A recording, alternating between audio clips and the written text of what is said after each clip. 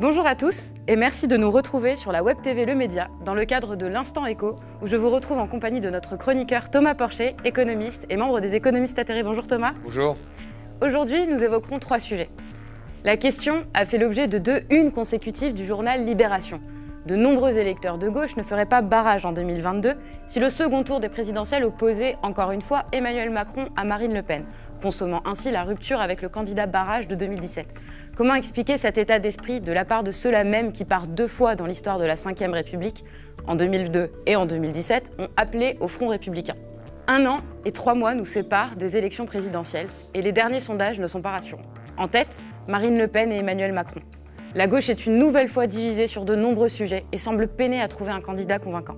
Quelle stratégie adopter afin d'éviter le scénario catastrophe que semblent justement redouter les électeurs de gauche, peu prompts à faire barrage? Il s'agit probablement de l'une des dernières grandes réformes de ce quinquennat. La réforme de l'assurance chômage, présentée le 2 mars dernier par la ministre du Travail, Elisabeth Borne. Contestée par les syndicats, la ministre se défend en expliquant que cette réforme viserait à lutter contre la précarité et les injustices liées au système actuel de l'assurance chômage. Mais qu'en est-il réellement ?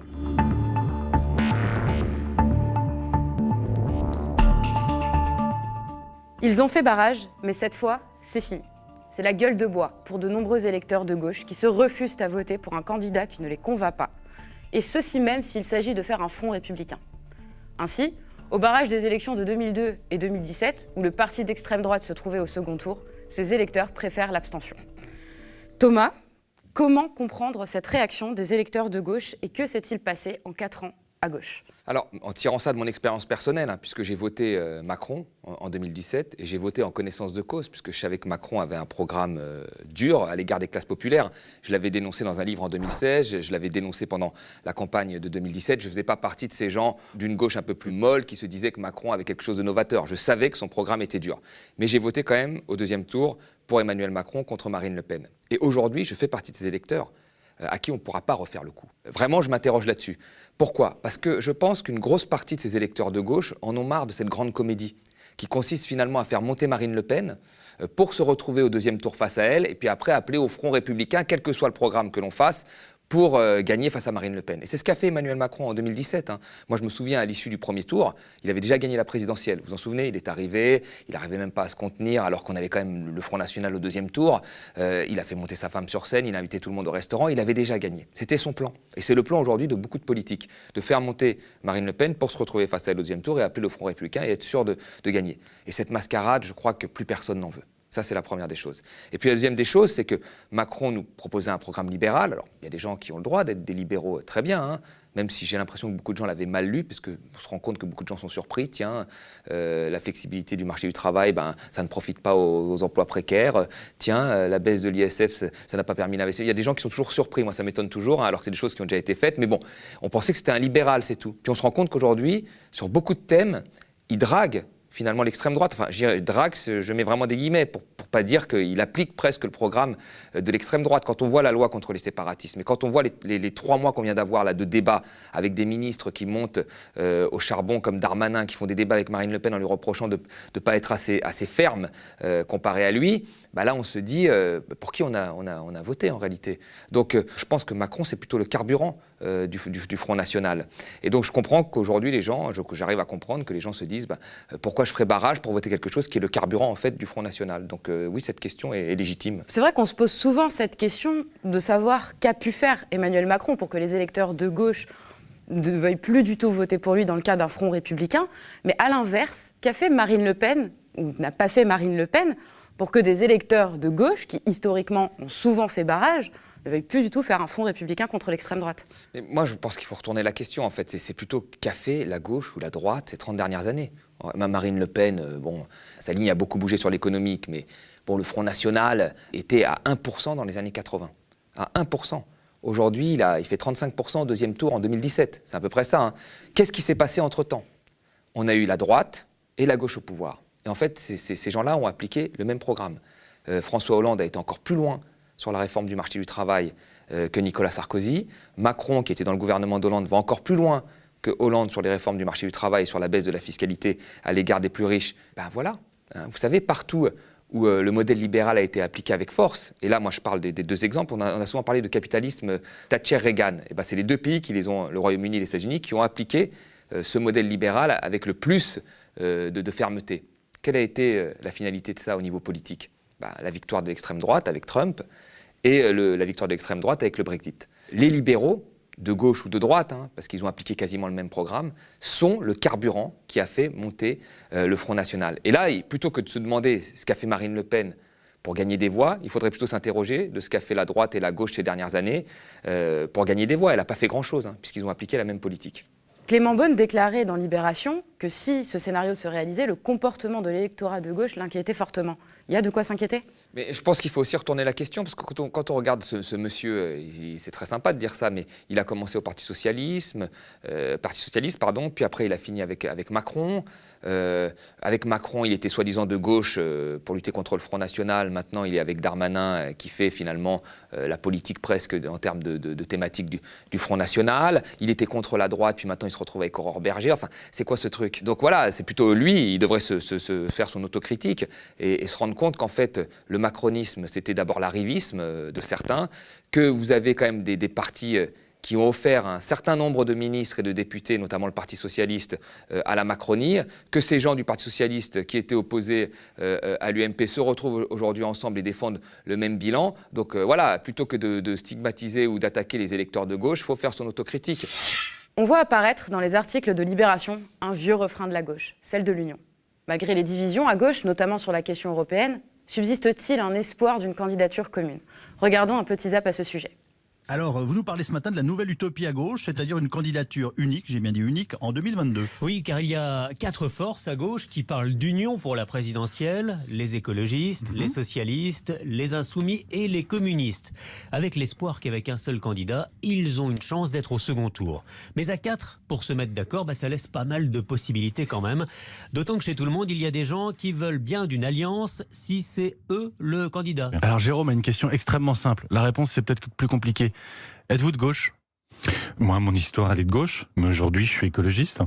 Moi, mes valeurs, c'est la solidarité, c'est le féminisme, c'est la démocratie. Mais quand je regarde les victoires qu'il y a eu hier soir, c'est pas simplement le camp de la gauche qui a gagné. Alors, il y a une sorte de refrain qui dit « la gauche doit s'unir ». Bon, très bien, parfait, examinons la question. Je commence d'abord par dire que les Insoumis ont fait une proposition pour les régionales et les cantonales, dont le résultat est le suivant à cette heure. Nous proposions qu'on ait un cadre national et que tout le monde se mette d'accord. Pourquoi? Parce que les gros sujets qui fâchent, ils ne sont pas en cause dans les régions et dans les départements. C'est-à-dire l'Europe, c'est-à-dire la constitution de la 6e République, c'est-à-dire la planification écologique, c'est-à-dire les plans de nationalisation d'un certain nombre de secteurs. À gauche, un courant d'idées né, en gros, on considère, ce courant d'idées considère que la seule chance pour la gauche en 2022, c'est une sorte d'alliance entre vous et Jean-Luc Mélenchon. Est-ce que vous avez entendu ça? J'ai entendu ça, mais moi, mon sujet, c'est pas les alliances.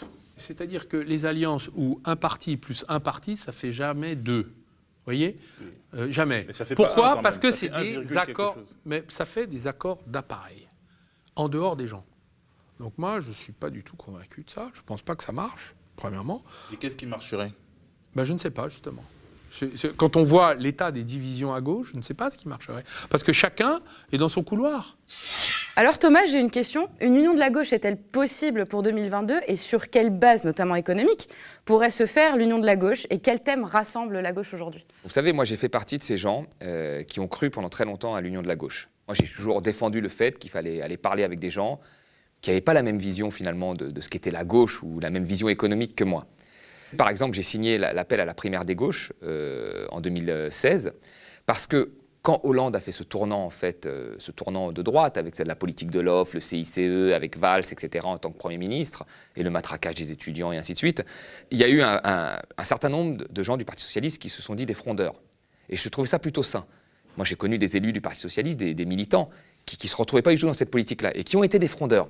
Donc je trouvais ça bien, Arnaud Montebourg, Benoît Hamon, etc. Donc à ce moment-là, moi je trouvais qu'il y avait une possibilité d'union avec la France insoumise, avec une partie d'Europe Écologie Les Verts, pour représenter une partie de la population qui pèse plus de 20%.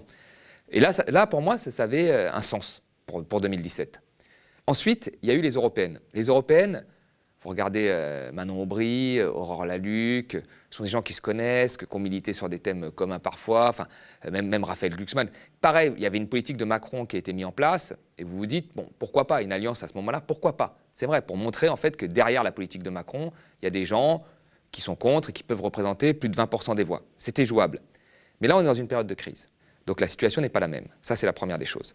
C'est-à-dire que là, on ne pourra pas se contenter d'une politique molle qui consiste juste à dire on arrête les réformes et tout va bien. Là, il faut vraiment faire de la relance économique, avoir une vraie vision sur la politique contracyclique, les déficits, la dette, etc., que n'a pas une grosse partie de la gauche en réalité. Je veux dire, la gauche du PS, même celle qui a fait des choses bien, comme les 35 heures, bon, bah, c'est quand même la gauche qui a privatisé beaucoup, qui a eu du mal à prononcer le mot ouvrier, et ainsi de suite. Donc ce n'est pas une gauche qui est pour moi prête à la crise qui arrive. Et si cette gauche-là gagne, ça revient pour moi à perdre en réalité, puisque la politique qui sera menée ne sera pas la bonne politique pour répondre à la crise. Ça, c'est la première chose. Et puis la deuxième chose, c'est les déceptions de ces gens que j'ai rencontrés. Parce qu'ils sont toujours chauds bouillants. Ils sont toujours chauds bouillants au départ. Hein. Ils vous expliquent toujours que, bon, avec une certaine naïveté, ils se sont trompés, ils n'ont pas vu les choses venir, qu'ils ne savaient pas que ça allait être comme ça et que maintenant ils regrettent. Et puis dès qu'il s'agit d'être aux manettes ou d'avoir accès aux manettes, et ben là, ils redeviennent ce qu'ils sont, comme un élastique. Vous voyez ? Donc, ils vont, par exemple, aux européennes, certains défendaient l'Europe de Delors. Ben, l'Europe de Delors, c'est l'Europe de mouvement des capitaux, c'est l'Europe qui a permis qu'il y ait des paradis fiscaux en Europe, c'est l'Europe qui a permis que tous les ajustements structurels reposent sur les populations plutôt que sur la monnaie. Donc, on ne peut pas assumer cet héritage si on sait de quoi on parle, un minimum. Et tu as beaucoup de gens qui faisaient ça.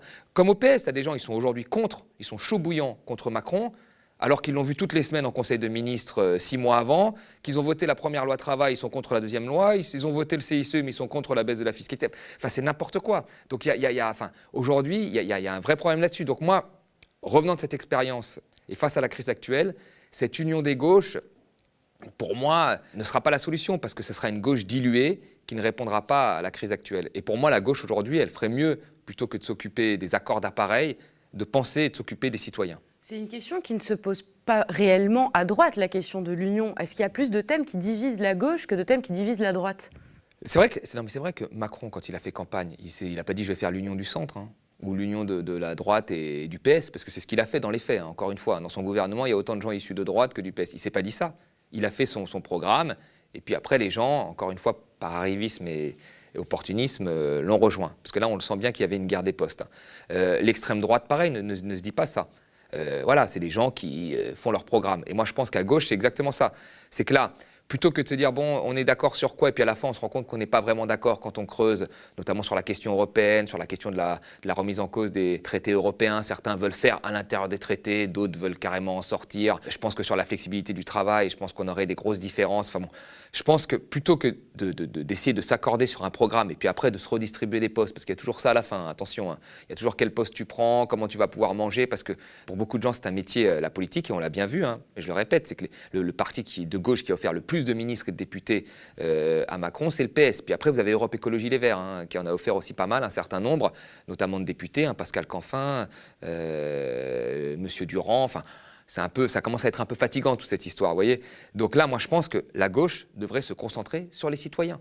Et aujourd'hui, il ne faut pas faire une union des gauches, il faut plutôt faire une union des citoyens, en fait. Il faut que des différentes catégories de ce que compose la France, au-delà de leurs différences culturelles, sociales, géographiques, puissent se retrouver dans un programme pour accéder au pouvoir. Et ce serait un programme, pour moi, qui se baserait en priorité sur l'économie. Parce que ce qui rassemble toutes ces personnes, c'est qu'ils sont victimes du modèle économique tel qu'il est appliqué depuis 30 ans. Et donc aujourd'hui, la vraie question, c'est de réunir ces gens pour pouvoir gagner. Après, le reste, ça se fera naturellement. Hein. Mais ce n'est pas de commencer à discuter pendant 3 heures des postes qu'on va prendre et du programme qu'on va faire, parce que jusqu'à preuve du contraire, déjà, ça n'a pas encore abouti. Et puis quand ça aboutit à une gauche qui se dilue et qui finit par appliquer la politique de la droite et qui fait monter le Front National. Et on revient à notre première question, vous voyez, c'est le serpent se mord la queue. Dans l'urgence, comment faire pour contrer le camp néolibéral qu'incarne à la fois Emmanuel Macron et Marine Le Pen ? Mais je pense qu'il y a un certain nombre de candidats là qu'on voit apparaître avec des Jean-Luc Mélenchon, Arnaud Montebourg, etc., avec des propositions plutôt très à gauche et qui se rejoignent sur beaucoup de points. Bon, ben, nous verrons. Mais commencer à parler d'accords d'appareil comme ça qui n'ont pas abouti pour à la fin se retrouver, je sais pas moi, avec Olivier Faure ou Anne Hidalgo, Enfin, c'est un peu compliqué de se retrouver avec des gens de gauche qui ont voté la loi travail, qui trouvent ça très bien de flexibiliser le marché du travail, qui trouvent ça très bien le CICE et qui aujourd'hui vous expliquent que la loi travail c'est pas bien, que le CICE c'est pas bien. Des gens qui n'ont pas vu tous ces étudiants qui ont manifesté contre la loi travail pendant le quinquennat Hollande et qui se prenaient des coups de matraque et qui ne voyaient rien comme Najat Vallaud-Belkacem et qui vous expliquent aujourd'hui que oui, il faut une alliance des gauches. Moi j'ai du mal à l'avoir cette alliance. Et même sur la dernière loi, la loi contre le séparatisme, elle est où l'alliance des gauches là? Quand vous avez le PS qui s'abstient sur le vote sur ce projet de loi, quand vous avez la moitié du Parti communiste qui s'abstient, après 3 mois de débats nauséabonds où on a frappé, on a très bien vu qui est-ce qu'on frappait, les Français de confession musulmane, en allant sur vraiment le discours du Front National, et que vous avez à la fin le PS qui dit « moi je m'abstiens », sauf un de Génération, vous vous dites là, elle est où l'alliance des gauches? Moi, je ne la vois pas, personnellement. Alors, il y a toujours des gens qui vont dire oui, mais ça, c'est pas grave. On additionne tout ce qui n'est pas grave et à la fin, on a quand même un espace énorme. Et encore une fois, vraiment, là, on est face à une crise majeure où il va falloir vraiment un programme de rupture, pas d'accompagnement, un programme de rupture. Et là, ce programme ne peut pas être porté par ceux qui ont été aux manettes et qui ont fait qu'on se retrouve dans cette situation. C'est-à-dire ceux qui ont supprimé des lits d'hôpitaux, ceux qui ont baissé le nombre de fonctionnaires, ceux qui ont fait qu'aujourd'hui des gens vont être plus facilement mis au chômage grâce aux lois travail, ces gens-là, aujourd'hui, la seule chose qu'ils devraient faire, c'est se taire. C'est tout. Ils ne devraient pas se dire qu'ils ont une possibilité d'arriver aux manettes. Repoussée plusieurs fois en raison de la crise sanitaire, la réforme de l'assurance chômage n'a néanmoins pas été oubliée par le gouvernement. Bien qu'elle soit particulièrement controversée par les syndicats, la réforme entrera partiellement en vigueur dès le 1er juillet et pleinement en octobre. Regardons un petit récap en images. Alors je vous confirme qu'effectivement, je vois les organisations patronales et syndicales mardi prochain pour leur présenter notre proposition de réforme de l'assurance chômage. Enfin, ça me paraît logique qu'on tienne compte du marché du travail pour définir les règles de l'assurance chômage. Moi, je pense que cette réforme, elle est nécessaire, notamment pour lutter contre la précarité et dissuader les entreprises de recourir de façon excessive à des contrats courts. Et c'est bien le système de bonus-malus qui doit répondre à cet objectif. Et puis, il y a aussi un enjeu d'équité. La justice sociale est tellement le combat de votre vie que vous remettez sur la table la réforme de l'assurance chômage que vous aviez suspendue au début de la crise sanitaire. C'est donc en pleine pandémie que vous partez à la chasse aux chômeurs. Vous allez réduire les indemnisations pour 40% des allocataires et pénaliser en premier les travailleurs qui enchaînent les contrats courts plutôt que les entreprises qui les proposent. C'est brillant. C'est vrai que dans un pays où déjà un chômeur sur 2 n'est pas indemnisé, où 10 millions de personnes vivent sous le seuil de pauvreté, où plus de 700 000 emplois ont été supprimés depuis mars, votre réforme est tout ce qui nous manquait. Alors Thomas, simplement, que prévoit cette réforme concrètement et quels seront les changements pour les chômeurs ? Alors la première chose qui m'interroge, c'est que beaucoup de gens se rendent compte en fait qu'au final, cette loi va baisser les prestations chômage. Alors que quand on regarde le programme de Macron, c'était clairement écrit. Il fallait juste un petit peu réfléchir. Bizarrement, personne ne lui a posé la question à l'époque, ni les journalistes, ni l'opposition. Dans le programme de Macron, il y avait écrit que Macron voulait ouvrir l'assurance chômage aux auto-entrepreneurs, avec, vous savez, c'est l'ubérisation de l'économie, et aux démissionnaires. Voilà, tous les 5 ans, c'est à peu près ça. Mais sous condition d'une économie de 10 milliards sur l'assurance chômage. Ça veut dire que moi, je me posais une question, c'est comment on peut ouvrir des nouveaux droits à des nouvelles personnes tout en diminuant finalement les montants dans l'assurance chômage. Donc ça voulait dire quoi? Ça voulait dire que les prestations chômage allaient diminuer ou la durée des prestations allait baisser. Donc là, il aurait fallu lui poser la question. Bon, c'est très bien, tu ouvres des droits aux démissionnaires, tu ouvres des droits aux auto-entrepreneurs, mais tu baisses le niveau de l'assurance chômage. Comment tu fais? Personne ne lui a posé cette question. Simple. Et là, on se rend compte, ah bah tiens, on va baisser les prestations chômage, c'est horrible. Bah oui, ils vont les baisser. C'est le principe même. Enfin, Macron, il n'a jamais voulu offrir plus de prestations, plus de retraites aux gens. Le but, c'est d'économiser. Globalement, c'est d'économiser 60 milliards sur la dépense publique. Donc le but, c'est l'économie.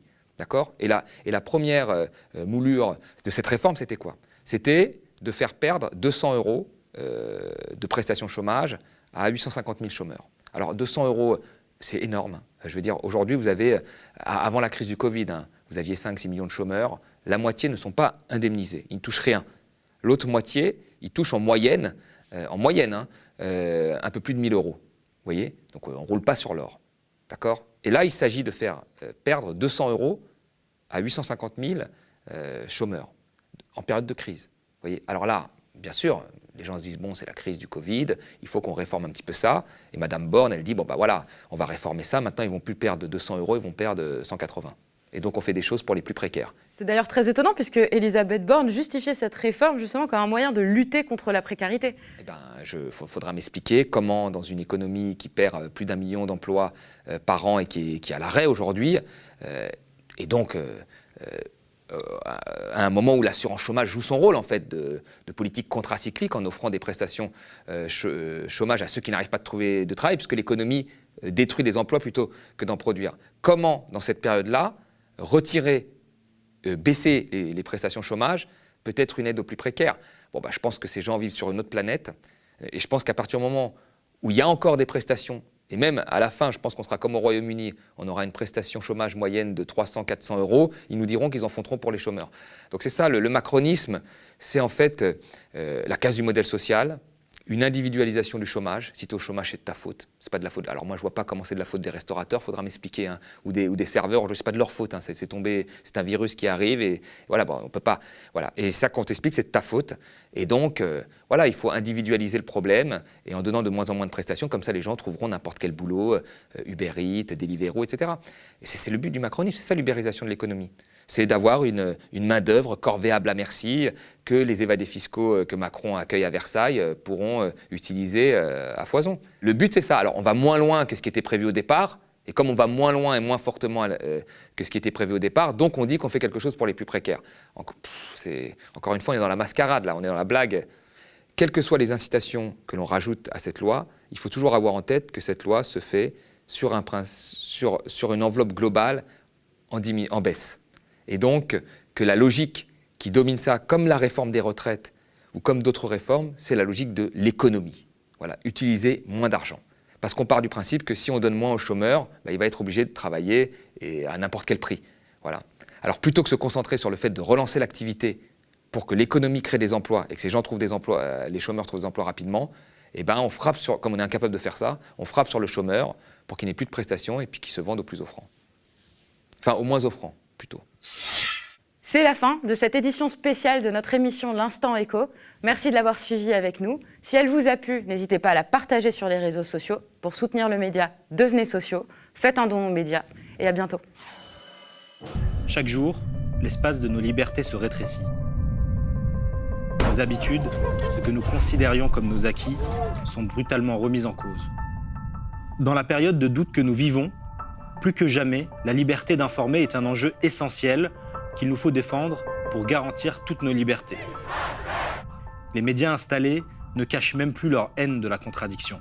Il est important de questionner leur légitimité dès lors qu'ils répandent sans honte une propagande gouvernementale et stigmatisent, divisent pour permettre à leurs maîtres de mieux régner. Indigéniste, islamiste. Il est de notre devoir de dévoiler les préjugés de ceux-là pour qui un manifestant n'est qu'un délinquant. C'est du maquillage, on vous rassure. Du sang sur un visage, rien que de la peinture, un réfugié, un problème à effacer. Si je retourne au Soudan, est-ce que je vais pouvoir rester en vie ou est-ce que je vais mourir? Notre engagement, c'est de vous donner la parole. À vous, citoyens pacifiques ou en colère, syndicalistes, activistes, indignés, opprimés et oubliés de la République. Penseurs et intellectuels libres. C'est même la finalité de la démocratie que de réviser ses propres institutions. Donc si on a une force armée qui les défend contre tout changement, c'est plus la démocratie. Vous tous qui avez une parole à défendre, parce que vous portez des valeurs, un idéal commun. Si le gouvernement français nous avait écoutés, on ne serait pas là aujourd'hui pour Cédric Chevia. Cela fait 3 ans que nous avons décidé de construire une alternative aux médias des milliardaires. 3 ans qu'en dépit de tout, grâce à votre volonté, nous tenons. Un journalisme indépendant, c'est hyper important, un journalisme progressiste, humaniste, féministe, écologiste. On les appelle les sociaux, mais ce sont surtout des citoyennes et des citoyens qui chaque mois, et à hauteur de leurs moyens, donnent de l'argent, de leur temps. Je vais dans les manifestations, je prends des images que j'envoie aux médias. Au travers de nos enquêtes et de nos reportages, de nos articles, ce sont leurs voix que l'on porte. Sans eux, nous n'existons pas. Le média, comme vous le savez, ne vit que des cotisations de ses sociaux. Dès notre création, la question de la mise en adéquation de notre structure avec notre modèle et notre manifeste a été au centre de notre réflexion. Nous avons réussi ce pari fou. Aujourd'hui, nous faisons le pas qu'il fallait faire. Nous devenons une SKIC, une société coopérative d'intérêt collectif, associant sociétaires, bénévoles, salariés et partenaires. Par ce choix, nous réaffirmons notre refus d'être mis au service d'une personne ou d'une ambition. Et nous remettons entre vos mains ce que nous avons construit et défendu au prix de nombreux combats. Rejoignez-nous dans ce combat contre les certitudes du macronisme triomphant et de ses relais médiatiques qui fracturent notre pays. Les gens qui nous dirigent, et ça je dis ça avec la plus grande gravité, sont des ignorants complets. Rejoignez-nous pour consolider un média coopératif au service de l'intérêt général humain. Eh ben on va se battre, on va se soulever. Rejoignez le média en devenant sociétaire de la première coopérative audiovisuelle de France.